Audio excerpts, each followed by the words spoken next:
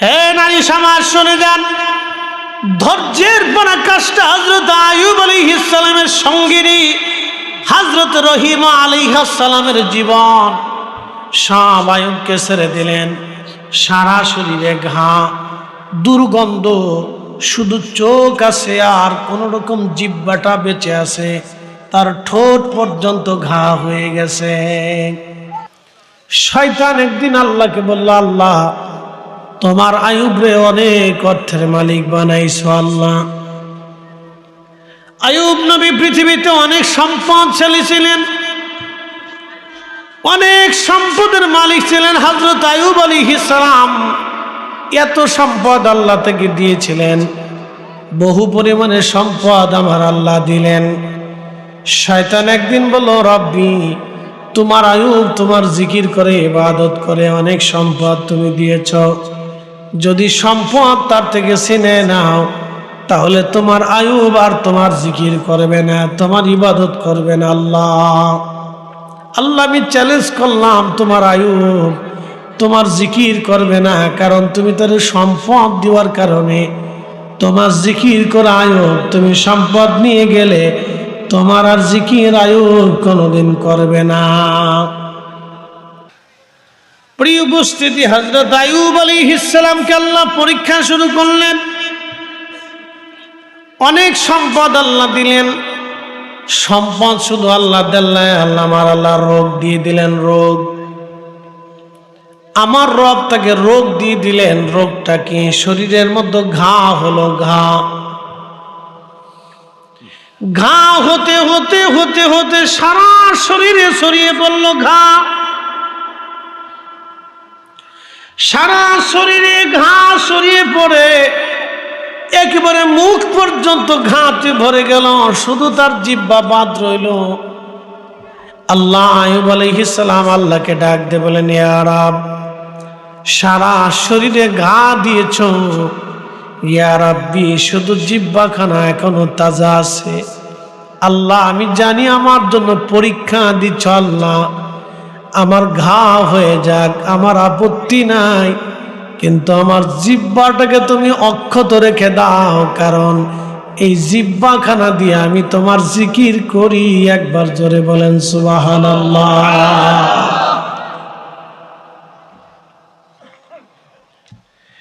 আল্লাহ আমার জিহ্বাখানায় ঘা দিও না, জিহ্বাখানা দিয়ে তোমার জিকির করি ইয়া রাব্বি।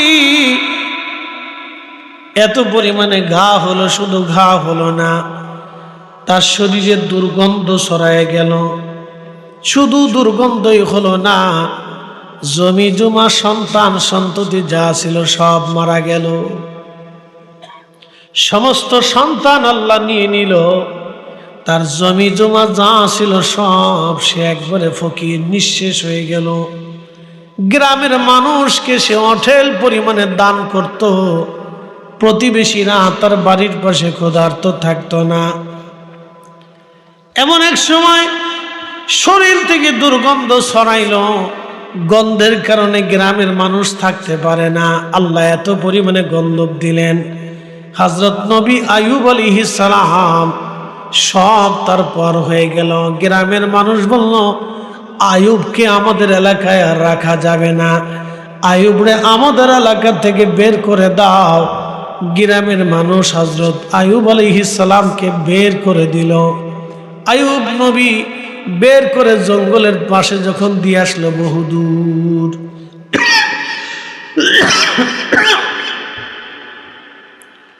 বহু দূরে জঙ্গলের পাশে আইয়ুবকে দিয়ে আসলেন। নির্জনে নিভৃতে একাকী আইয়ুব আল্লাহকে বললেন, ইয়া রব, আপনি জানেন আমি আমার গ্রামের কোনো মানুষকে ক্ষুধার্ত রাখি নাই। আল্লাহ আপনি জানেন আমি পেট পরে খাওয়ার আগে আমি আমার গ্রামের মানুষকে খাওয়াইতাম। হযরত রহিমা আলাইহিস সালাম গোপনে মানুষের বাড়ি কাজ করে হযরত আইয়ুবের জন্য খাবার নিয়ে আসতেন। খাবারে আইয়ুবকে খাওয়াইতেন, পরিচর্যা করতেন, তার পেশাব পায়খানাগুলি সাফ করতেন। আহা, হযরত রহিম আলাইহিস সালাম, ইয়া রাব্বি এরকম পরাকাষ্ঠা ধৈর্যশীল নারী, স্বামী ভক্ত নারী পৃথিবীতে আর কজনের নসিব হবে? হযরত রহিমা সব মানুষ তাকে ভুলে গেল, কিন্তু রহিমা তাকে ভুলে নাই। আর আইয়ুব নবী সবসময় আল্লাহ জিকির করতেন, একটা সেকেন্ডের জন্য জিকির বন্ধ করেন নাই। কারণ তিনি বলতেন, ইয়া রাব্বি, সুখের দিনে আমি তোমার জিকির করেছি, আজকে আমাকে দুঃখ দিয়েছ, তোমাকে ভুলবো না। আল্লাহ বলেন, ওয়ালা নাবলুওয়ান্নাকুম বিশাইইন মিনাল খাউফি ওয়াল জু'i ওয়া নাকসিম মিনাল আমওয়ালি ওয়াল আনফুসি ওয়াস সামারাত। হে মানব জাতি, তোমাদেরকে পরীক্ষা করব মাঝে মধ্যে, তোমাদের সম্পদ কেড়ে নিয়ে, তোমাদের জীবন কেড়ে নিয়ে, তোমাদের সন্তান কেড়ে নিয়ে, তোমাদের মাল সামানা কেড়ে নিয়ে, অতিবৃষ্টি অনাবৃষ্টি সাইক্লোন দুর্ভিক্ষ অভাব অভিযোগ দিয়ে তোমাদেরকে পরীক্ষা করব। বন্ধু, উম্মতকে জানিয়ে দেন, এই কঠিন সময় যেন আমি আল্লাহর উপরে সবর করে, আমি আল্লাহর পক্ষ থেকে তাদের জন্য সুসংবাদ, ওয়াবাশশিরিস সাবিরিন,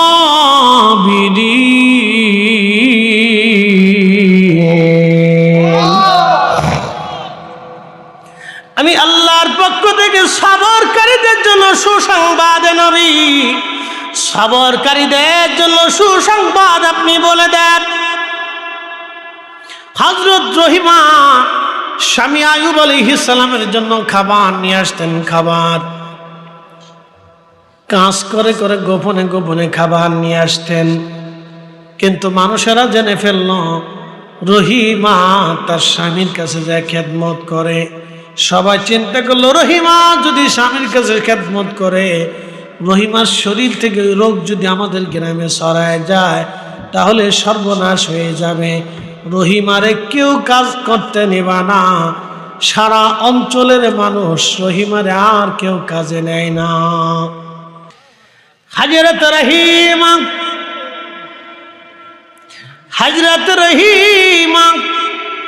চুলগুলি বিক্রি করে খাবার নিয়ে আসছি।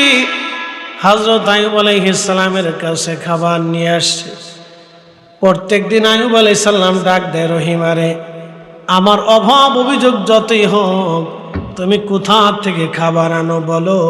প্রত্যেক দিন জিজ্ঞেস করার পরে আইয়ুব আলাইহিস সালাম খাবার খায়, জিজ্ঞাসা না করে খাবার খেতেন না। আজকেও জিজ্ঞাসা করলো, রহিমা খাবার কোথা থেকে আনছো? বলে কাজ করে আনছি। হযরত আইয়ুব আলাইহিস সালামের কাছে রহিমা খাবার নিয়ে আসে।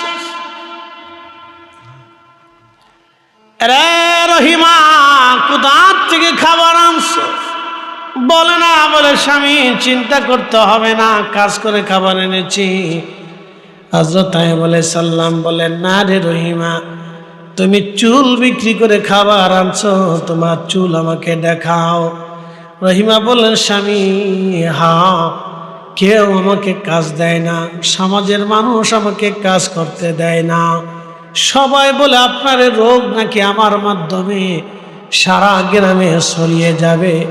স্বামীরে, আপনি ক্ষুধার্ত থাকবেন, সেই জন্য আমি চুল বিক্রি করে আপনার জন্য খাবার আনছি। আমি চুল বিক্রি করে খাবার নিয়ে আসছি স্বামী, আপনি খাবার খাবেন না, সেই জন্য চুল বিক্রি করেছিলাম। হযরত আইয়ুব আলাইহিস সালাম ডাক দিয়ে বলেন, ইয়া রাব্বি, আমি আপনার কাছে ধৈর্য ধারণ করেছিলাম, এতটা বছর আপনার কাছে আমার অভিযোগের কথা বলি নাই। আল্লাহ বছরের পর বছর তুমি আমাকে রোগ দিয়েছ, নিরাময়ের জন্য আমি একটা বার তোমার কাছে দরখাস্ত করি না। আল্লাহ, আজকে আমি আইয়ুব তোমার দরবারে হাত বাড়াইছি। আল্লাহ, আমি আইয়ুবরে তুমি সুস্থ বানিয়ে দাও।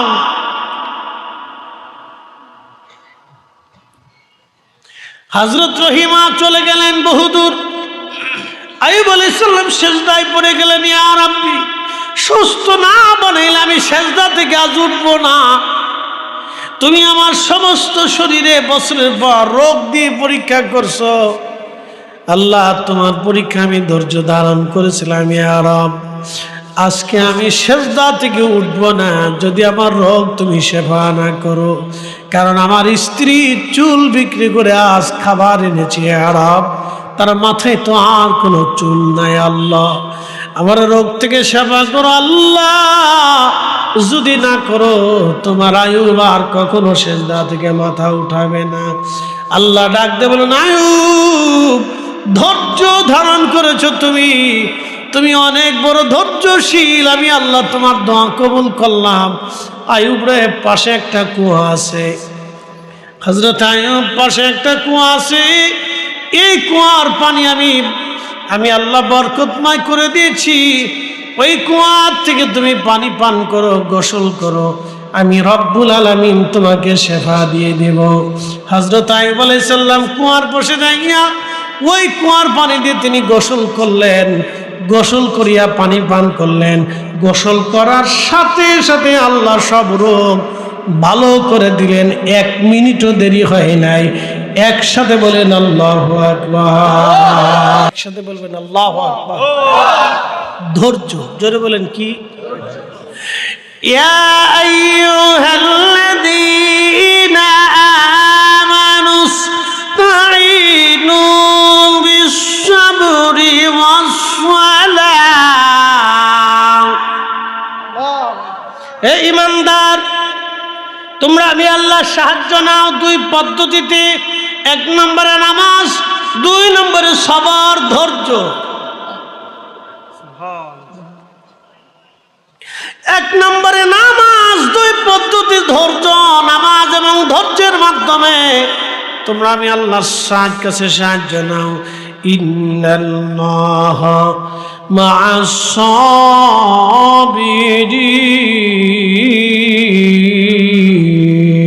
সাবিরিন, নিশ্চয় আমি রব সবরকারীদের সাথে থাকি। মারহাবা কর। যারা ধৈর্য ধরে আমি আল্লাহ ধৈর্যশীলদের সাথে থাকি। আইয়ুব আলাইহিস সালামকে আল্লাহ শুধু ভালোই করেন নাই, আগের চাইতে সুন্দর বানাইলেন, জোয়ান বানাই দিলেন। হাজরাতে আল্লাহর নবী বলতেছিলেন, আমি নবীজি সালাতুল কুসুফের নামাজ পড়তেছিলেন। সূর্যগ্রহণ চলে, নবী নামাজ পড়েন। সূর্যগ্রহণ চলে, নবী নামাজ পড়েন।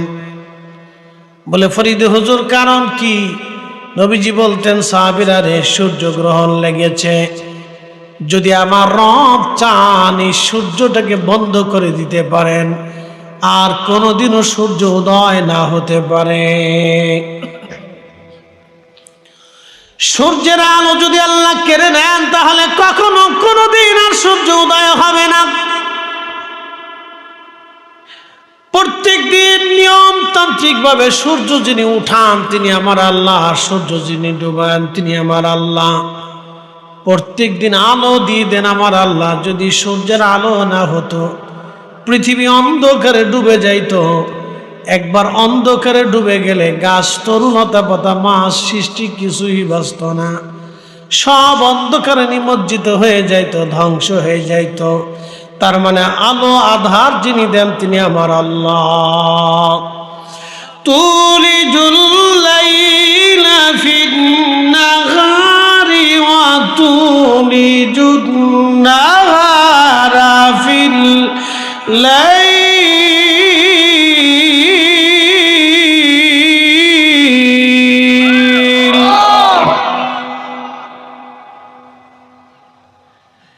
রব্বুল আলামিন বলেন,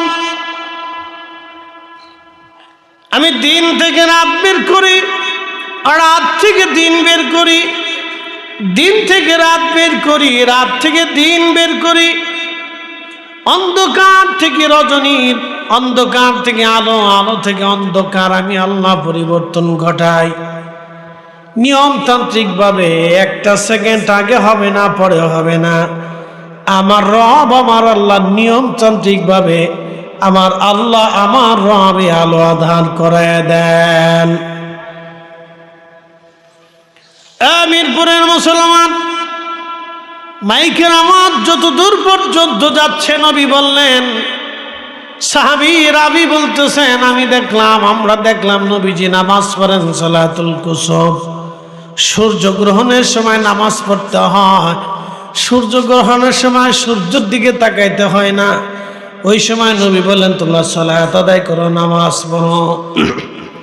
সূর্যগ্রহণের নামাজ বলে সালাতুল কুসুফের নামাজ। আল্লাহর নবী সূরা বাকারা দিয়ে আল ইমরান দিয়ে নবীজি 2 রাকাত নামাজ পড়লেন, সালাতুল কুসুফের নামাজ পড়লেন। নবীজি নামাজ শেষ করার পরে মুসল্লায় দাঁড়াইয়া নবীজি দাঁড়িয়ে গেলেন। হঠাৎ করে আসমানের দিকে নবী হাত বাড়ায় দিলেন এবং হঠাৎ করে আসমান থেকে নবী হাত সরিয়ে নিয়ে আসলেন।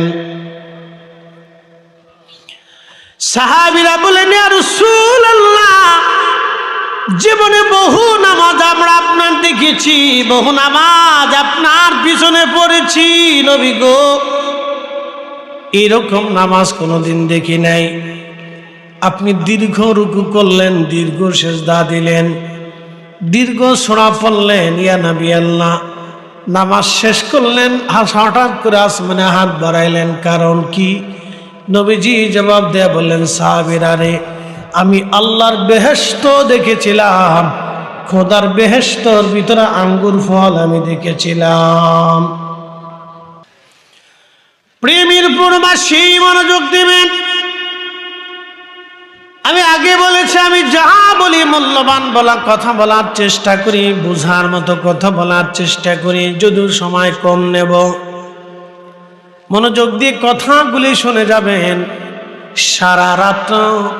সারা রাত্র খাওয়ার তো প্রয়োজন নাই, ভালো খাবার একবার খালি চলে। কথা ঠিক আছে না? সারা রাত ধরে খাওয়ার চাইতে ভালো খাবার সন্ধ্যার সময় একবার খেলে চলে।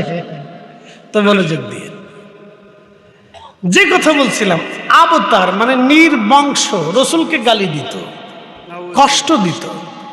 তো আল্লাহ বলেন, ইন্না শানিয়াকা হুয়াল আবতার। নবী গো, আপনি নির্বংশ না, তারা নির্বংশ। আল্লাহু আকবার। কাফেররা নির্বংশ। কারা নির্বংশ? কাফেররা। কারণ রসুলের শান কে চালু রাখছে? দুরূদ কে চালু রাখছে? দুরূদ কে চালু রাখছে? নবীজির একটা বেটাও নাই, কিন্তু কিয়ামত পর্যন্ত উম্মত নবী নবী নবী নবী নবী নবী করতে থাকবে। চালু রাখাইছে কে? কে রাখাইছে? আল্লাহ রাখে। বলছেন, হাবিব বন্ধু শুনেন, যারা আপনাকে নির্বংশ বলতেছে, ইন্না শানিয়াকা হুয়াল আবতার, তারা নির্বংশ, আপনি নির্বংশ না। তাদের নাম ধাম মুছে যাবে, কিন্তু আপনার নাম চালু থাকবে।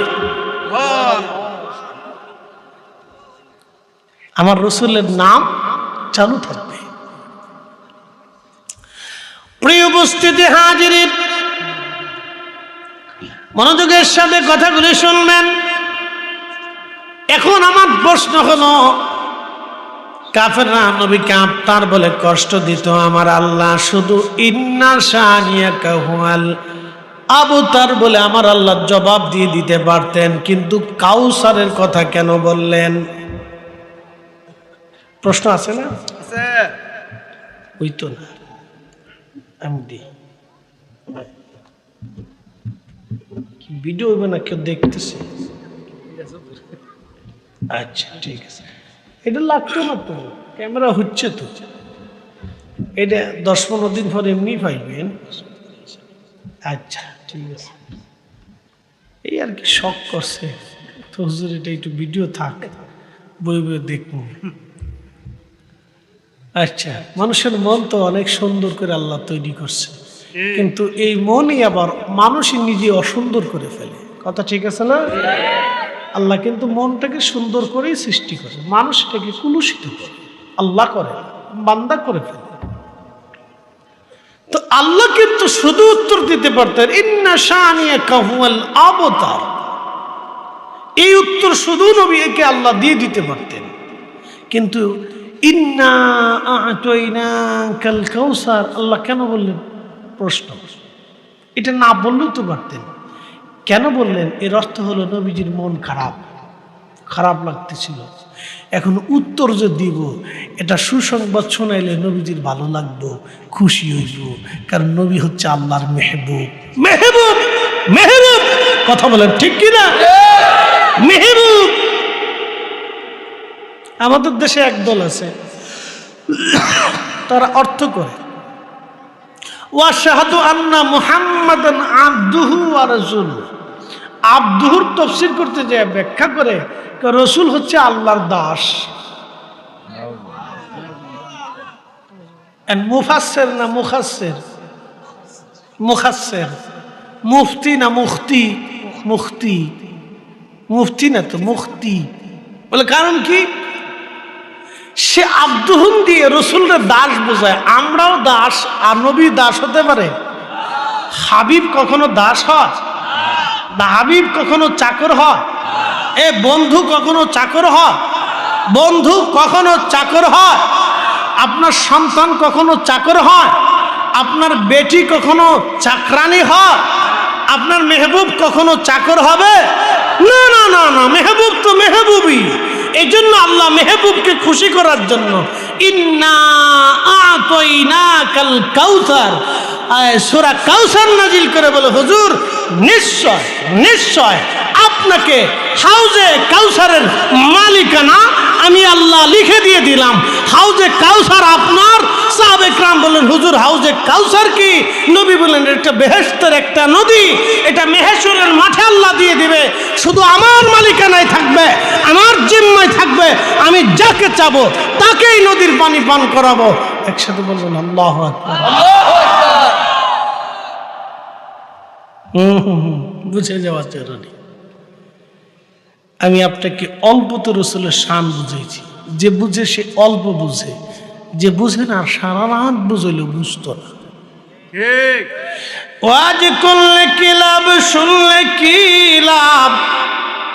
লাভ হবে তার আমলে, আমলেও লাভ হবে না।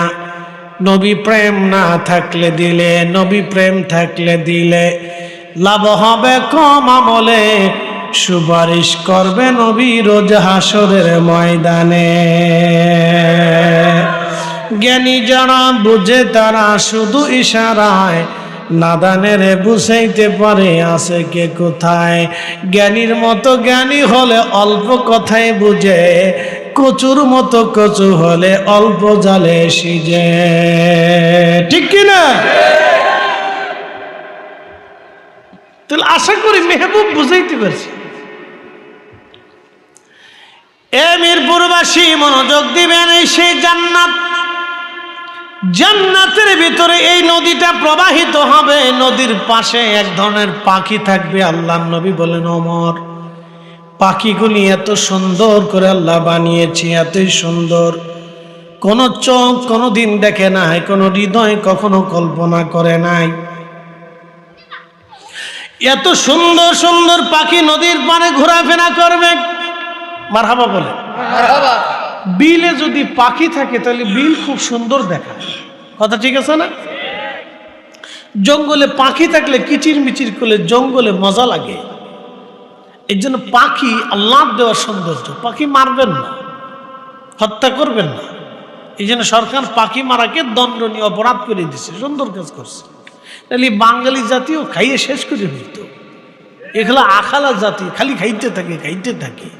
কি কথা ঠিক আছে না ভাই? আবার সিজনেরই বলে দিছে ইলিশ মাছ খামা, কিন্তু টাইম মতো ইলিশ মাছ ধরতে পারবে না। যখন ডিম ছাড়বে তখন পারবে না।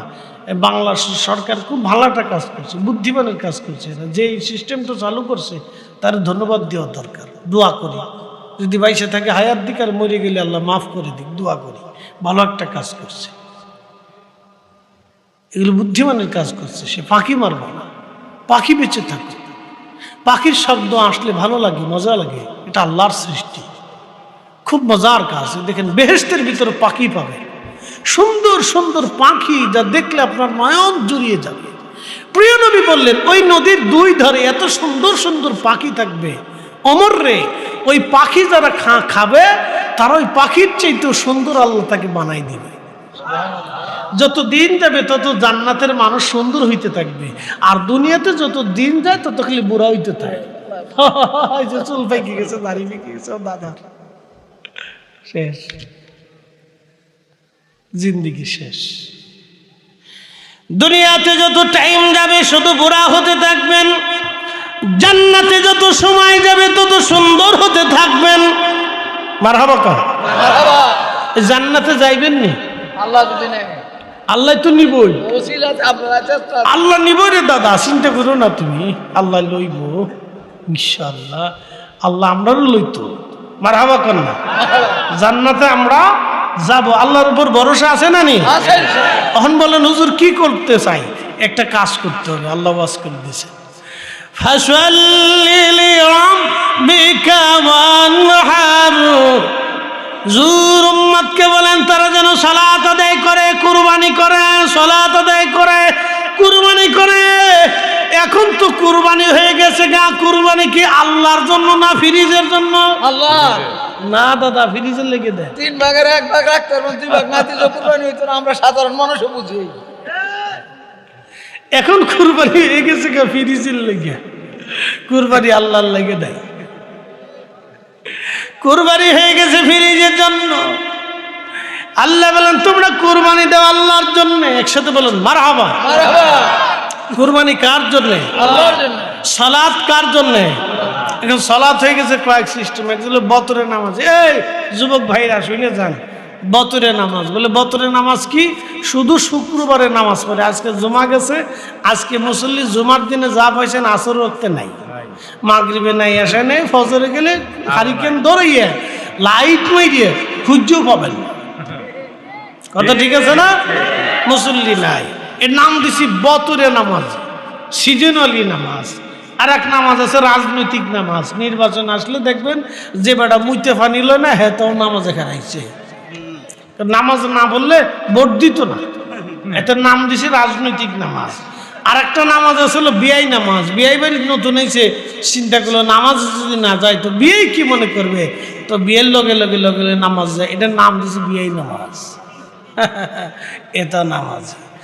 ফাওয়াইলুল লিল মুসাল্লিন আল্লাযীনা হুম আন সালাতিহিম সাহুন।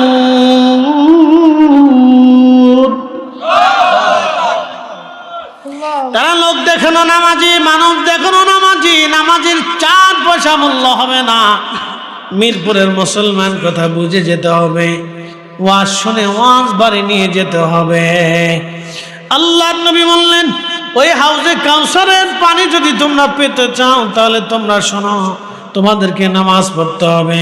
সাহাবীরা বলেন ইয়া রাসূলুল্লাহ, কিয়ামতের ময়দানে কোটি কোটি উম্মতের ভিড়ে আপনি আপনার উম্মত কি করে চিনবেন? নবীজি ডাক দিয়ে বলেন, সাহাবীরা রে, আমার উম্মত 5 ওয়াক্ত নামাজ পড়বে। শুধু 5 ওয়াক্তে এই উম্মত ছাড়া অন্য কোন উম্মতের জন্য 5 ওয়াক্ত ছিল না, শুধু আমাদের জন্যই 5 ওয়াক্ত পড়লে 50 ওয়াক্তের সওয়াব। নবীজি বললেন আমার উম্মতের জন্য আল্লাহ 5 ওয়াক্ত নামাজ দিয়েছেন। 5 ওয়াক্ত নামাজ যদি আমার উম্মত ঠিক মতো পড়ে, 5 বার ওযু করবে, সেজদার চিহ্ন ওযুর জায়গাগুলি নূরে চকমক করতে থাকবে। ওই নূর দেখে দেখে আমি নবীজি আমার উম্মতদেরকে টেনে টেনে নিয়ে হাউজে কাউসারের পানি হাসরের ময়দানে পান করাবো। একবার যে হাউজে কাউসারের পানি পান করবে, জান্নাতে যাওয়ার আগ পর্যন্ত আর পানির কথা তার মনেও থাকবে না। একবার জোরে বলা যাবে কি আল্লাহু আকবার। আল্লাহুম্মা সাল্লি আলা, মাশাআল্লাহ, আল্লাহু আকবার।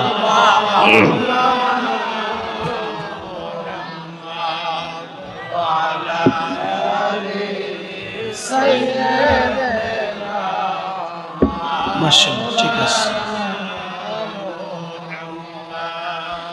তুমি আল্লাহর প্যারা হাবিব। বুঝতে কি কোনো অসুবিধা? কথা খুব পরিষ্কার এবং খুব চমৎকার, ভালো করে বুঝে যান। ধৈর্যের পরাকাষ্ঠা হযরত আইয়ুব আলাইহিস সালামের জীবন থেকে বলছিলাম। ও নারী সমাজ, ভালো করে শুনে যান। এই জান্নাত জাহান্নামের ওয়াজ করতে করতে জাহান্নামের কাছে চলে গেছি। আল্লাহ নবী মদিনায় দাঁড়াইয়া বলতেছে, সাহাবীরা আমি জাহান্নাম দেখেছি। আহা, জাহান্নামে শুধু নারী আর নারী। আগামী বছর বেটিরা আমার আর দাওয়াত দিত না, কে হুজুর হয়েছে কাজ, সব জাহান্নামে দিয়ে দিলাম না রে, শুধু নারী আর নারী। অধিক পরিমাণে জাহান্নামী শুধু নারী সমাজকে দেখেছি। বলে কারণ কি?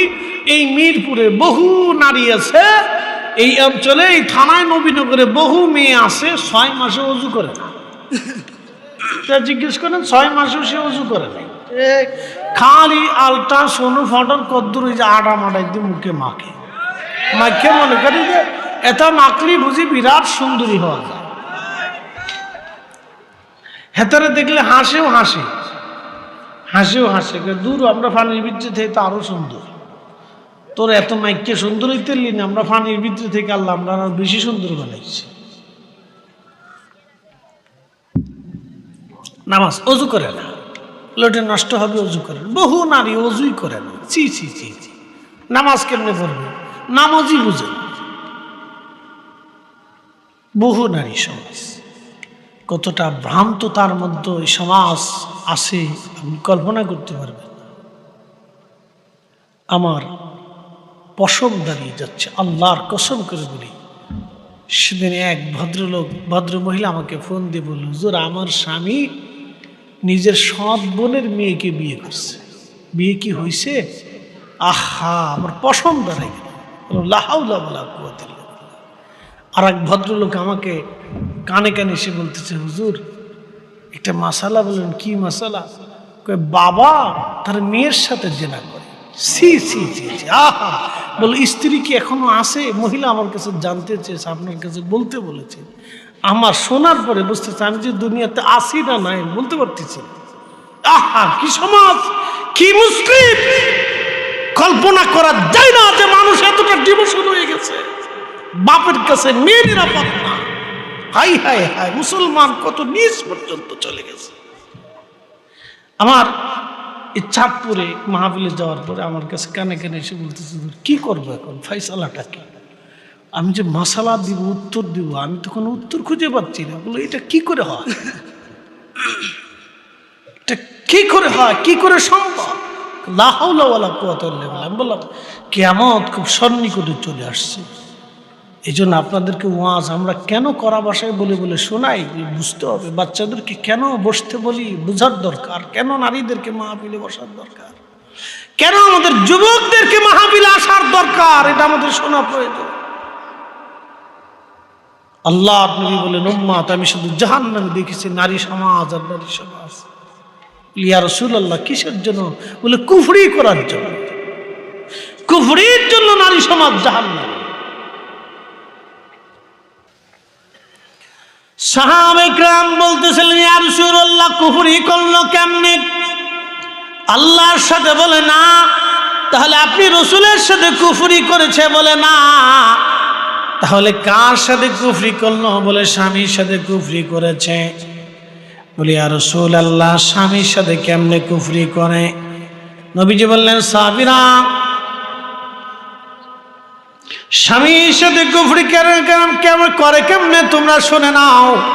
একজন স্ত্রীর সঙ্গে তুমি যদি সারা জীবন সুন্দর আচরণ করো, সারা জীবন যদি সুন্দর আচরণ করো, সারা জীবন যদি সুন্দর আচরণ করো, হে আমার সাহাবীরা, কোনো এক পর্যায়ে তোমার স্ত্রীর ভরণ পোষণ দিতে যদি তুমি অপারগ হয়ে যাও, তখন তোমার স্ত্রী বলেই ফেলবে, তোমার সাথে সংসার করে জীবনে কিছুই পেলাম না।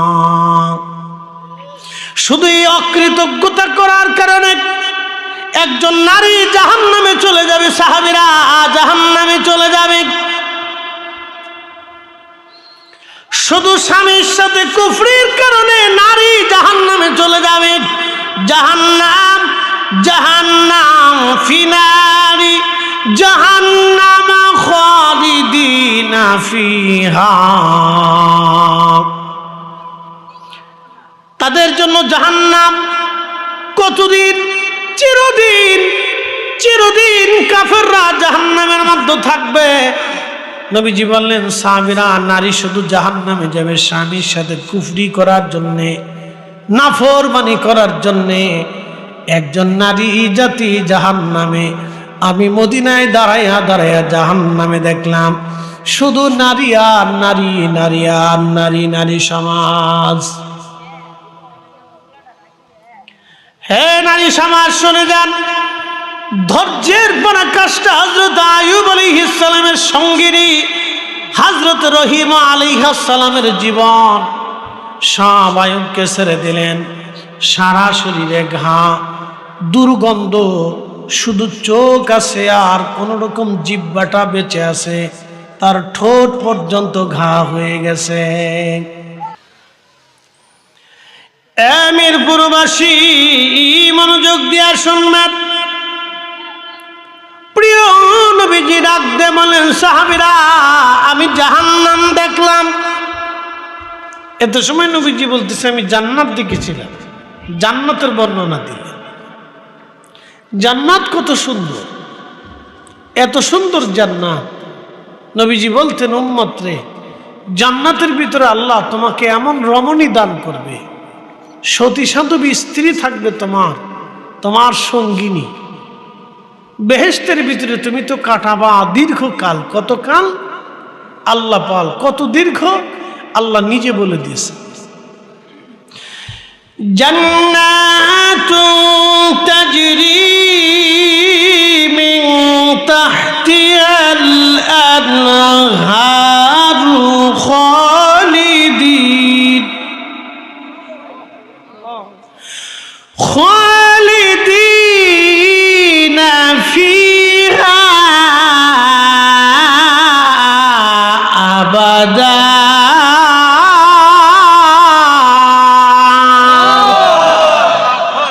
চিরদিন। একসাথে বলুন, কতদিন? চিরদিন। কতদিন? চিরদিন। আল্লাহ বলছেন, জানহার, একটা নহর থাকবে। কয়টা নহর থাকবে? একটা নহর। এই নহরের নাম কি জানেন? হাউজে কাউসার। আর এই নহর কার মালিকানায় জানেন? আমাদের রসুলের মালিকানায়। আসতে হয়ে গেল না? একসাথে বলেন, একসাথে, একসাথে। জান্নাতে কয়টা নহর থাকবে? একটা। এই জান্নাতের নহরটাই হাসরের ময়দানে আল্লাহ নহর দিয়ে দিবে। নহর মানে নদী থাকবে, নদী। এই হাউজে কাউসার হচ্ছে সেই নহর, সেই নদীটা। এই নদীটা থাকবে কেমন জানেন? বলে দিই। নদীর যে তলদেশ, এই তলদেশটা থাকবে মণিমুক্তা দিয়ে গঠিত। আর নদীর দুই পাড়, এই দুই পাড়টা থাকবে স্বর্ণ দিয়ে নির্মিত। নদীর দুই পাড়ে আল্লাহর রসুল বলতেছেন, এত পরিমাণে পেয়ালা থাকবে, আল্লাহর আকাশে যত নক্ষত্র আছে তত নক্ষত্র সমান থাকবে এই পেয়ালা। এই পেয়ালাও মণিমুক্তা দিয়ে তৈরি করা থাকবে। আর নহরের পানি কেমন থাকবে জানেন? দুধের চেয়েও সাদা, মধুর চেয়েও মিষ্টি। মালিকানা কার হাতে? রসুলের হাতে। জোরে বলেন, মালিকানা কার হাতে?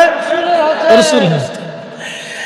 আল্লাহু আকবার, লিল্লাহিল হামদু, বিসমিল্লাহির রাহমানির রাহিম। ইন্না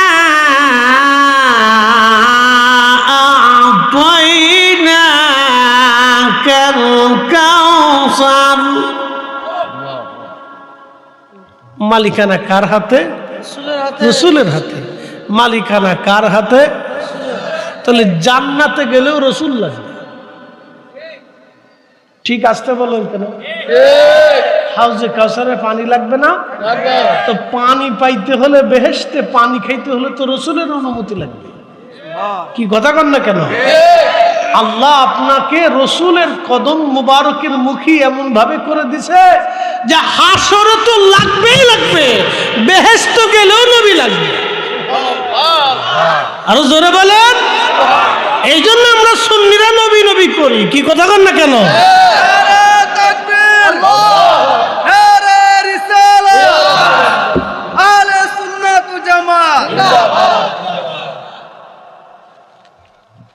জান্নাতে গেলেও নবী লাগবে। দেখেন রসুল তার আল্লাহ তার রসুল আল্লাহ তার নবীকে মেহবুব কেমনে বানাইছে। এই আপনাদের বাচ্চারা কোনো কারণে বেজার হইলে বাবা মা সন্তানকে খুশি করার জন্য চেষ্টা করে, রাগ ভাঙানোর চেষ্টা করে। কথা ঠিক আছে না? ছেলেটা খুব বেজার হয়েছে, মেয়েটা খুব কাঁদতেছে, রাগ ভাঙায়। দেখবেন যে একজনে এই মা যদি পিটে তো বাপে রাগারাগি তুমি আমার মেয়েরে মারছো কেন, কি কথা ঠিক আছে না? আর যদি বাপে ধমক দেয় তো মায়ের তুমি আমার ছেলেরা ধমক দিছো কেন? কারণ দোনোজনের কিন্তু মেহবুব সন্তান, সন্তানরা কিন্তু বাবা মার মেহবুব। এই জন্য সন্তান ভুলে গেলেও বাবা মা সন্তানরা ভুলতে পারে না। কথা ঠিক আছে না ভাই? পৃথিবীর সমস্ত সন্তান বাবা মা থেকে জুদা হয়ে গেলে বাবা মা কখনো সন্তানকে ভুলতে পারে না। কারণ জানেন, বাবা মার মেহবুব হচ্ছে সন্তান। আহা, বাবা মার মেহবুব হচ্ছে সন্তান। আল্লাহর মেহবুব আমাদের নবী, আল্লাহর মেহবুব আমাদের নবী। এই কথাটা যদি কেউ বুঝে তাহলে সে রসুলের ইজ্জতের চাদরে হাত দেবে না। কথা বল না কেন? এই কথাটাই আমরা বছরের পর বছর ওয়াজ করে বুঝাইতে পারতেছি না। আল্লাহর মেহবুব হচ্ছে আমাদের রসুল। নবীজির মন বেজার। বলে কেন বেজার? কাফেররা বলতো আফতার আফতার আফতার। আফতার অর্থ হচ্ছে নির্বংশ, বংশহীন। আমার রসুলকে এইভাবে তারা কষ্ট দিত, আফতার আফতার বলে কষ্ট দিত। দেখেন আল্লাহ তার রসুলের কষ্টটাকে দূরীভূত করবে। নবীজির মন বেজার থাকে, মন খারাপ থাকে, কষ্ট লাগে। আল্লাহ আর সহ্য করেন নাই, দেরি করেন নাই, সাথে সাথে সূরা কাউসার নাজিল করলেন। নাজিল করে আল্লাহ সর্বপ্রথম সংবাদ দিলেন, ইন্না আ'তাইনাকাল কাউসার, আপনাকে হাউজে কাউসারের মালিকানা দিছি। সাহাবা ইকরাম বলেন, হুজুর কাউসার কি? নবী বলেন, এটা বেহেশতের একটা নদী। বেহেশতের কি? বেহেশতের কি নদী। জাযাউহুম ইনদা রাব্বিহিম জান্নাহ। তোমরা যদি ঈমান আমলে পাকা হও তাহলে তোমাদেরকে আমি রব পুরস্কার দিব, জাযা দিয়ে দেব। কি জাযা দিব? জান্নাত দিয়ে দেব। কি জান্নাত দিব? জান্নাতু আদনিন তাজরি মিন তাহতিহাল আনহার। নদী বিশিষ্ট জান্নাত দিবে, যেই জান্নাতের নিচ দিয়ে নদী প্রবাহিত হবে, নহর প্রবাহিত হবে। নহর কতদিন থাকবা? একেবারে আবাদা, চিরদিন চিরদিন চিরদিন চিরদিন। শুরু হবে শেষ হবে না, শুরু হবে শেষ হবে না, শুরু হবে শেষ হবে না। একসাথে বলবেন আল্লাহু আকবার। শুরু হবে শেষ, কথা বলেন, শুরু হবে শেষ হবে না। বুঝে যাওয়া জরুরি। আচ্ছা, এরপর আল্লাহ বললেন, ফাশাল্লি লিরাব্বিকা ওয়ানহার ইন্না শানিয়াকা হুয়াল আবতার। আর জোরে দুরুদ পড়েননি? আসতে বলেন না, পড়েননি? দুরুদ কি চালু থাকবে না বন্ধ হবে? একদল আছে বেদাতের ফতোয়া দিয়ে বন্ধ করতে চায়। আমাদেরকে জিহাদ করে হলেও এটাকে চালু রাখতেই হবে। দুরুদ চালু রাখা মানে রসুলের শান চালু রাখা। দুরুদ চালু রাখা মানে রসুলের নাম চালু রাখা। দুরুদ চালু রাখা মানে রসুলের সনাম চালু রাখা। কথা কর না কেন? নারে তাকবীর, নারে রিসালাত। দুরুদ আছে যেখানে আমরা আছি সেখানে, নবী আছে যেখানে আমরা আছি সেখানে। নারে রিসালাত, ইয়া রাসূল, আহলে সুন্নাত ওয়াল জামাত।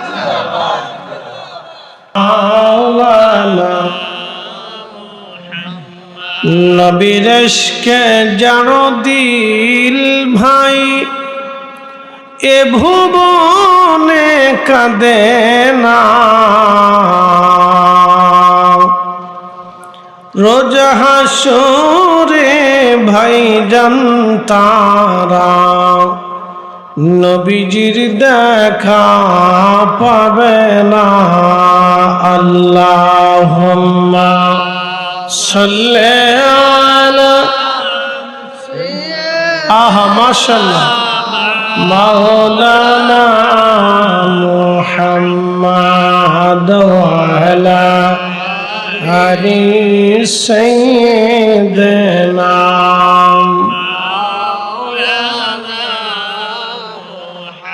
লা ইলাহা জোরে লা ইলাহা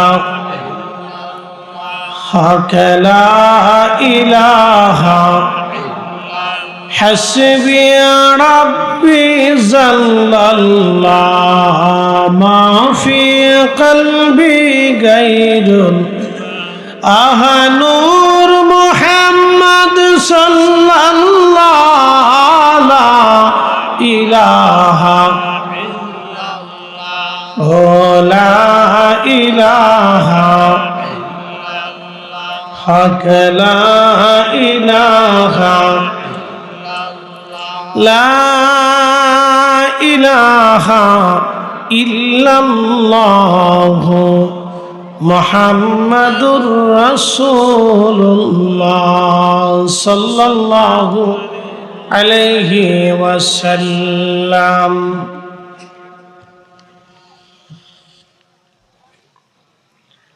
মিরপুর গাউসিয়া হাবিবিয়া দারুস সালাম দরবার শরীফের প্রতিষ্ঠাতা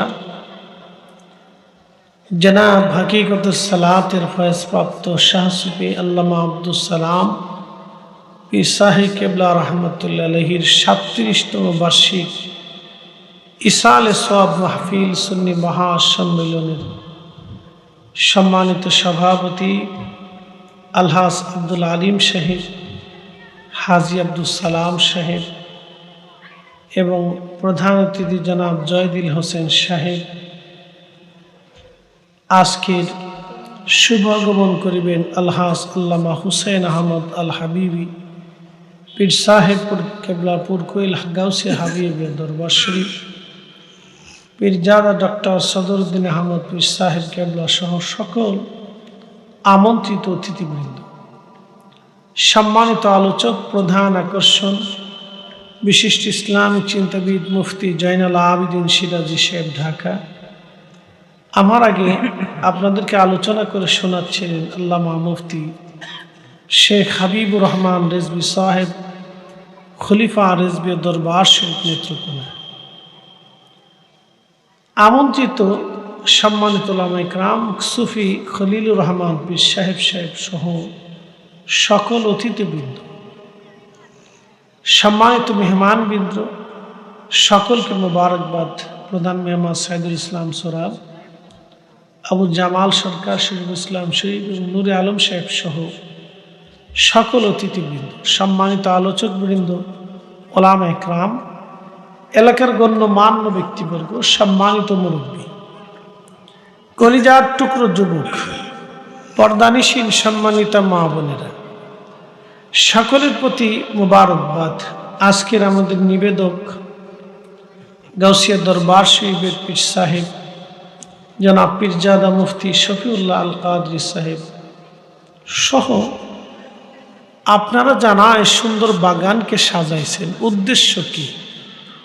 আমাদেরকে কেন দাওয়াত করছেন? দাওয়াত করছেন এই জন্য যে হুজুররা আসবে, তাদের থেকে আমরা কিছু কথা শুনব এবং যাতে এটা কাজে লাগে, সেই জন্য আপনারা দাওয়াত করছেন। তো আমি যেহেতু আজ আপনাদের প্রধান বক্তা হিসেবে উপস্থিত হয়েছি, অতএব আমি সবাইকে অনুরোধ করব আমরা বাইরে না থাকি। যেহেতু আপনারা আমাদের দাওয়াত করে আনছেন এই কথা শোনার জন্য, অতএব বাহিরে না থেকে সবাই ভিতরে চলে আসি। বাড়ি না থেকে, আমরা ঘরে না থেকে সবাই মাহফিলে চলে আসি, এসে আমরা কথা শুনি ইনশাআল্লাহ।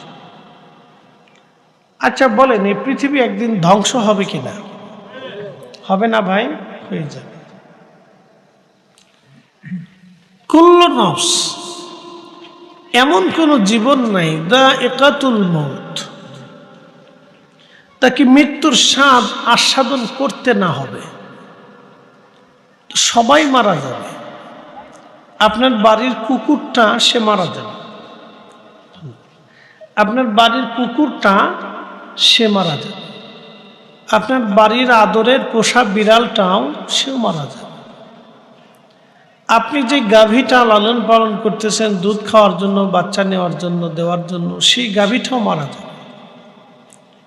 যে গরুটাকে আপনি আদর করে পালন করেন সেও মারা যাবে। কুল্লু নফস, এমন কোন জীবন নাই, বনের পাখি থেকে শুরু করে জঙ্গলের গাছ, বর্তমান পৃথিবীতে 4 লক্ষ প্রজাতির জীব এবং জীবন আছে। একটা দুইটা না, বর্তমান বিজ্ঞানের হিসাব অনুযায়ী 4 লক্ষ, বেশিও হতে পারে।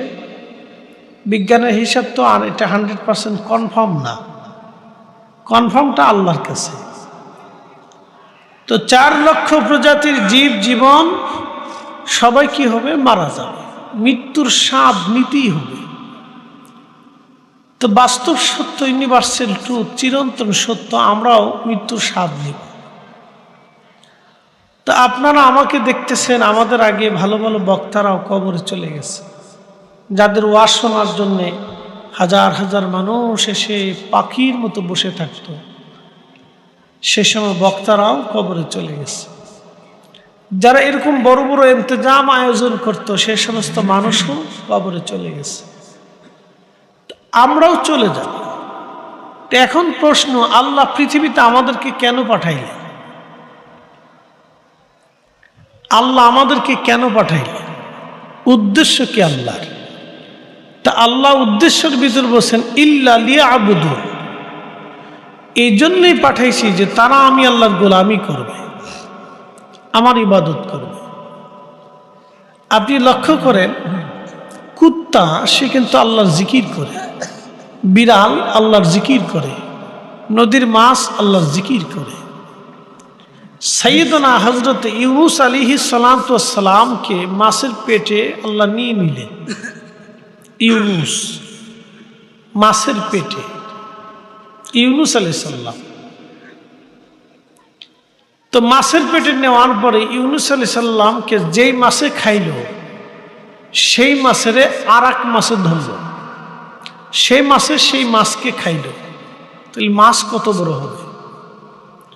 সেই মাছে ইউনূস আলাইহিস সালামকে নিয়ে সমুদ্রের সাগরের নিচ দিয়ে সারা পৃথিবীর বড় বড় সাগর দিয়ে ঘুরে বেড়াইতে লাগলো 40 দিন। এখন প্রশ্ন, 40 দিন পর্যন্ত যে মাছের পেটের ভিতরে ইউনূস আলাইহিস সালাম সাগরের নিচে ছিলেন, পানির নিচে কি অক্সিজেন আছে? অক্সিজেন ছাড়া কি মানুষ বাঁচে? তাহলে ইউনূস আলাইহিস সালাম অক্সিজেন কোথায় পাইল? কে দিছে? দিছে কে? অক্সিজেন একসাথে বলেন, কে দিছে? এতে কি কোনো সন্দেহ আছে? আমাদের অক্সিজেন দেয় কে? আল্লাহ যে দেয়, কোনোদিন বিল চাইছে? এই যে করোনা আসার পরে বহু মানুষ অক্সিজেনের অভাবে মরে গেল, কথা ঠিক আছে না? অক্সিজেনের অভাবে কি হলো? মরে গেল। পৃথিবীর বড় বড় কোটিপতিরা অক্সিজেনের অভাবে মারা গেল। ডাক্তাররা তাদেরকে অক্সিজেন দিতে পারেনি, অক্সিজেন শর্ট, অক্সিজেন নাই। তো দুনিয়ার এক অক্সিজেনের জন্য কি ধনী মরে গেল, বিলিয়নিয়র মারা গেল, বাংলাদেশের একজন শিল্পপতিও মারা গেল অক্সিজেনের অভাবে, হসপিটালে অক্সিজেন নেই। তাহলে সে আল্লাহ আপনাকে 60টা বছর ধরে অক্সিজেন দিতেছে, একটা দিন আপনার জন্য বিল চাই নাই, আর আপনি মাহফিলের ভিতরে বসতে আপনার শরম করতেছে, সময় পাচ্ছেন না, তাই না? এমন একটা দিন আসবে সারা পৃথিবী খুঁজে আপনি অক্সিজেন খুঁজে পাবেন না। সারা পৃথিবীও যদি খুঁজেন তো অক্সিজেন খুঁজে পাবেন না। তো বহু মানুষ আছে তাদের মাহফিলের ভিতরে বসতে খুব কষ্ট হচ্ছে, অনেকের লজ্জা করতেছে। তা আপনি সেই আল্লাহ আপনাকে অক্সিজেন দিচ্ছেন। করোনার সময় বুঝে গেছে যে অক্সিজেন কি জিনিস। আল্লাহু আকবার। তাহলে ইউনূস আলাইহিস সালামকে মাছের পেটের ভিতরে অক্সিজেন কে দিল? আল্লাহ দিয়েছেন। এর কি কোনো বিজ্ঞানের ব্যাখ্যা আছে? বিজ্ঞানের ব্যাখ্যা করা যাবে? যাবে না, অসম্ভব। সাইয়্যিদুনা হযরত ইউনূস আলাইহিস সালাতু ওয়াস সালাম তিনি পানির ভিতরে লক্ষ্য করলেন চারপাশ থেকে জিকিরের আওয়াজ আসে। হযরত ইউনূস জিজ্ঞেস করলেন, ইয়া রব, পানির নিচে তোমার জিকির করে কারা? আমি তো পানির উপরে আমি তোমার জিকির করতাম, কিন্তু পানির ভিতরে তোমার জিকির করে কারা? আল্লাহ, এরা কারা? আল্লাহ ডাক দিলেন, ইউনূস, পানির নিচে জিকির করে আমার পানি, মাছ, পানির সমুদ্রের ভিতরে কঙ্কর, পাথর, কাঁকড়া, শামুকগুলি, পাথরগুলি সমুদ্রের পানির নিচে আমি আল্লাহ জিকির করে। ইউনূস, মানব জাতি শুধু জিকির করে না, সব মাখলুক আমি আল্লাহ জিকির করে। একসাথে বলেন সুবহানাল্লাহ, আল্লাহু আকবার। তাহলে সমস্ত সৃষ্টি জিকির করে কার? আমরা কার করব? কিন্তু ঠিক মতো করি না। জবান দিছে কে?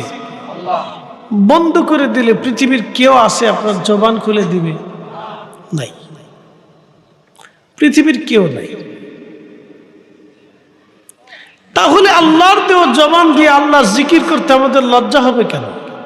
কেন আমি শরম করব? কেন আমি কার্পণ্য করব? তো জিকিরটা তো এই জবান দিয়ে আল্লাহরই হবে। এই জন্য আমরা এই জবান দিয়ে দুনিয়ার অনেক লেখাপড়া করছি, কথা বলছি, ব্যবসার প্রয়োজন পুরা করছি, নিজের কাজের প্রয়োজন পুরা করছি, বন্ধু বান্ধবের সাথে গল্প গুজবে মেতেছি, গ্রামবাসীর সাথে গল্প করছি, সালিশ দরবার করছি, কথাবার্তা বলছি, হৈ হল্লা করছি, গান বাজনা করছি। দুনিয়ার আল্লাহর দেওয়া জবান দিয়ে কত কথা বললাম, কিন্তু আল্লাহর জিকির কত সময় করলাম? কিয়ামতে যদি আল্লাহ জিজ্ঞেস করে, এ বান্দা, জবান কে দিছিল? বলে, রব তুমি। তো আমি আল্লাহর দেওয়া জবান দিয়ে তুমি তোমার নিজের জীবনের প্রয়োজন পুরা করছো, কথা বলছো, ব্যবসা করছো, বাণিজ্য করছো, হাসি তামাশা করছো, গল্প গুজব করছো, আড্ডা দিছো, তা আমার জিকির কত সময় করছো? বাস শেষ। আমাদের তো কোনো জবাব থাকবে না, তো লা জবাব। আমাদেরকে বুঝতে হবে ওয়াজ শুনে যাওয়াটা জরুরি, বাড়ি পর্যন্ত নিয়ে যাওয়া জরুরি। ইউসাব্বিহু লিল্লাহি মা ফিস সামাওয়াতি ওয়া মা ফিল আরদ। আসমান ও জমিনে যা কিছু আছে সব তাসবিহ পড়ে আল্লাহর। আল্লাহ আল্লাহ আল্লাহ আল্লাহ আল্লাহ। আপনি যে কুকুরটাকে লাথি দিছেন, এই কুকুর আল্লাহ জিকির করে। যেই বিড়ালটাকে পালন করেন, সেও আল্লাহ জিকির করে, ও জিকির বন্ধ করে না। যেই গরুটাকে লালন করেন, সে আল্লাহর জিকির করে। আপনার গাছ আল্লাহর জিকির করে। প্রিয় ভাই আমার, খুব মনোযোগ দিবেন। পানি খাওয়ার সাথে সাথে আগের চাইতে সুন্দর হয়ে গেলেন, জোয়ান হয়ে গেলেন। জোয়ান হয়ে তিনি সেইখানে অসুস্থ হয়ে পড়ে থাকতেন, তার পাশে বসে রয়েছে। আর হযরত রহিম আলাইহিস সালাম এসে দেখে আয়ুব নাই, কিন্তু একজন সুন্দর যুবক, সুন্দর চেহারা লোক বসে রয়েছে। জিজ্ঞেস করো, আল্লাহর বান্দা, তুমি কি এখানে আয়ুবরে দেখছো? এ আল্লাহর বান্দা, তুমি এখানে আয়ুবরে দেখছো? আমার স্বামী নবী আয়ুব খুব অসুস্থ ছিল, সারা শরীর কিরাত পড়ে একবারে বিভৎস হয়েছিল, সারা জীবন কষ্ট করছে। আমার স্বামীর সেবা করতাম। তোমরা কি আয়ুবকে দেখছো? এখানে একজন অসুস্থ লোক ছিল। আইব আলাইহিস সালাম মুস্কি মুস্কি হাসে, কারণ আল্লাহ চেহারা এত সুন্দর করে দিছে, আগের চেয়ে তো জোয়ান করে দিছে, সুঠাম করে দিছে, সুন্দর বানাই দিছে। আল্লাহ পারেনি? জোরে বলেন, পারেনি? এক কুয়ার পানি খাইয়া আইব আলাইহিস সালামের চেহারা সুন্দর, একবারে সাথে সাথে 1 মিনিটের ভিতর চেঞ্জ। রহিমা দেখতে দেখতে তো আইয়ুবের মতোই দেখা যায়, বলতেছে আল্লাহর বান্দা দেখতে তো তোমার মতোই দেখা যাইতো। রহিমা তুমি আমার চিনো নাই, আমি তোমার আইয়ুব। বলতেছে হুজুর কি করে সম্ভব? বলে ওই যে কুয়ার পানি আল্লাহ নিয়ামত হিসেবে পাঠাইছে, রহিমারে তুমিও গোসল করো, তুমিও পান করো, আল্লাহ তোমারও জোয়ান বানাই দেবে। রহিম আলাইহিস সালাম পানি পান করলেন, গোসল করলেন, সে এরকম সুন্দর হয়ে গেল, জোয়ান হয়ে গেল। এখনো সে বলেছেন রোগ মুক্তির কুয়ার পানি মানুষ এখনো রোগ মুক্তির আশায় পান করতে থাকে। আল্লাহ আবার রহিমার মাধ্যমে আল্লাহ আরো সন্তান দিলেন, আবার সম্পদ দিয়ে আল্লাহ ভরে দিলেন। কেমন করে সম্পদ দিলেন বলতেছি। পরীক্ষা শেষ, আল্লাহ রাব্বুল আলামিন আইয়ুব আলাইহিস সালামের সম্পদ দিলেন। বৃষ্টির মতো আল্লাহর আকাশ থেকে স্বর্ণের দিরহাম এসে পড়ল। আইয়ুব আলাইহিস সালামের পাশে বৃষ্টির মতো স্বর্ণের দিরহামগুলি আল্লাহর আকাশ থেকে ফেরেশতারা নিক্ষেপ করলেন। অনেক স্বর্ণ দিলেন। আল্লাহ ডাক দেখলেন, আইয়ুব তুমি ধৈর্য ধরেছ, আমি আল্লাহর উপর সবর করেছ, তোমার জীবন আগের চাইতে সুন্দর মধুময় করে দিলাম। যাও, আবার তোমাকে বৃষ্টির মতো আমি আল্লাহ দিরহাম স্বর্ণের দিরহাম দিয়ে দিলাম। যাও, যা লাগে তুমি নিয়ে যাও, এই দিরহামগুলি তুমি তোমার কাজে খরচা করো। আইয়ুব ওই স্বর্ণের দিরহামগুলি নিয়ে আগের চাইতে অনেক বড় ধনী হয়ে গেলেন। একসাথে বলবেন আল্লাহু আকবার।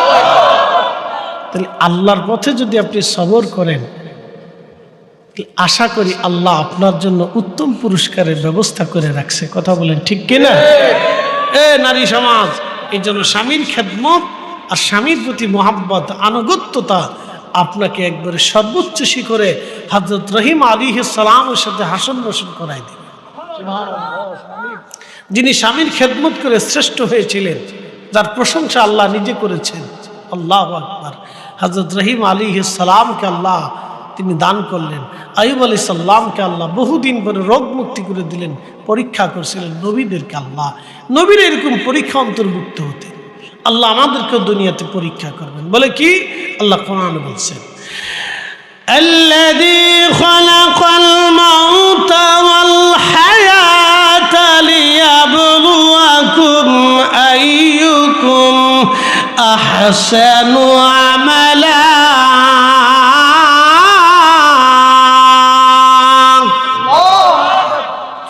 রব্বুল আলামিন বললেন, আমি তোমাদের জীবন দিলাম, মৃত্যু সৃষ্টি করলাম, জীবন সৃষ্টি করলাম, পরীক্ষা করব তোমাদেরকে। কে উত্তম আমল করো, ভালো আমল করো, আমি আল্লাহ সেটা দেখব। কে নামাজ পড়ো, রোজা করো, জিকির করো, ফিকির করো, তাহাজ্জুদ করো, হজ করো, যাকাত দাও, আল্লাহর পথে নিজের মাল ব্যবহার করো, প্রতিবেশীর হক আদায় করো, গরিবের হক আদায় করো, এতিমের হক আদায় করো। কে ভালো আমল করো, আমি আল্লাহ সেটা দেখব। সেটা দেখার জন্য তোমাকে দুনিয়াতে পাঠাইলাম। তোমার হায়াত মৌত আমি আল্লাহ সেই জন্য দিলাম। আমি আল্লাহ দেখার জন্য হায়াত মৌত দিলাম। হে বান্দা, তোমাকে পরীক্ষা করব, পরীক্ষা আমি আল্লাহ তোমাকে পরীক্ষা করব, সেই জন্য তোমার দুনিয়াতে পাঠাইলাম। বন্ধু আমার, খুব মনোযোগ দিবেন, এটা পরীক্ষার জায়গায়, এক্সামিনেশন সেন্টার। এখান থেকে আমরা সবাই পরীক্ষা অংশগ্রহণ করলাম। পাস করা লাগবে, পাস করতে না পারলে মহাবিপদ। প্রিয় উপস্থিতি আমার, আমরা সবাই একদিন কবরে চলে যাব। দেখেন আল্লাহ আমাদেরকে এত কঠিন পরীক্ষা দেন না, যেটা আইয়ুবকে দিয়েছিলেন। বুঝতে পারতেছেন? সারা শরীরে সব জায়গায় পোকা ছিল, পোকা শরীরে ঘুরে বেড়াইতো। কি পরিমাণে যন্ত্রণা হতো আপনি একটু চিন্তা করেন। কি পরিমাণে যন্ত্রণা তার শরীর বইতো। আল্লাহু আকবার। আপনি দেখেন শরীরে একটা কোনায় যদি একটু চুলকানি হয় তাহলে সারা শরীর অসুস্থতা বোধ করে। কথা ঠিক আছে না ভাই? এক জায়গায় চুলকানি হইলে খাইতে জান শেষ হয়ে যায়, অস্বস্তি লাগে। আর তার সারা শরীরে চর্মরোগ হয়েছিল। বছরের পর বছর কীট পোকাগুলি শরীর দিয়ে ঘুরতো, আর গন্ধ সরিয়ে গিয়েছিল, দুর্গন্ধ আসতো, সব ভুলে গেল। কিন্তু রহিমা বলল না। খেদমত করতে করতে করতে করতে আল্লাহ তাকে নিয়ামত দিয়ে দিলেন। সেই কুয়া, মুজেজার কুয়া এখনো আছে, পানি অনেক মানুষ পান করে, শেফার জন্য চায়। প্রিয় ভাই আমার, আমরা সবাই তো আল্লাহর দিকে ফিরে যাব। কার দিকে? আল্লাহর দিকে ফিরে যাব। আপনাদেরকে নীতি দীর্ঘ 1.5 ঘন্টা পর্যন্ত আপনাদেরকে বুঝাইতেছি। 1.5 ঘন্টা আপনাদেরকে সামনে চমৎকার আলোচনা শোনাইলাম। আপনাদেরকে ইমানে কিনে আমলের উপর কিছু কথা আমি শোনাইলাম। আহলে সুন্নাত ওয়াল জামাতের পথ মত হচ্ছে ইহদিনা সিরাতাল মুস্তাকিম সিরাতাল্লাযিনা আনআমতা আলাইহিম, চালাও সে পথে যে পথে তোমার প্রিয়জন গেছেন চলি। ভাইরে, সূর্যের আলো কে দেয়? আল্লাহ। বৃষ্টিটা কে দেয়? আল্লাহ। পুকুরে মাছ কে দেয়? একসাথে বলেন, কে দেয়? আল্লাহ। আল্লাহ সব দেয়। আমাদের জীবন কি আমাদের নিয়ন্ত্রণে? আল্লাহর নিয়ন্ত্রণে। আল্লাহর নিয়ন্ত্রণে। আমার রিজিকটা কি আমার নিয়ন্ত্রণে না আল্লাহর নিয়ন্ত্রণে? আসতে হয়ে গেল না? যেমনি সুবহানাল্লাহ কোন মনে হয় আপনারাও 2-1 দেখছেন।